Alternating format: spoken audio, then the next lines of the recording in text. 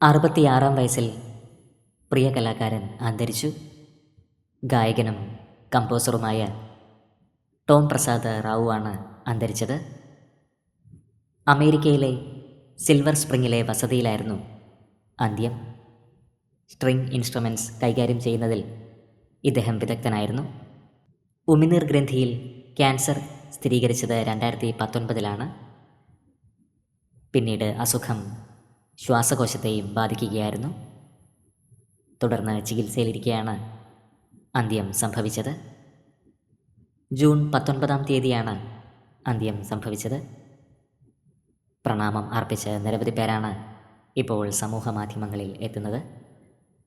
സംഗീത ലോകത്തിന് കനത്ത ഒരു നഷ്ടമാണ് സംഭവിച്ചിരിക്കുന്നത്. ടോമിന് 66 വയസ്സായിരുന്നു. ആത്മാവിന് നിത്യശാന്തി ലഭിക്കട്ടെ എന്ന് നമുക്ക് പ്രാർത്ഥിക്കാം.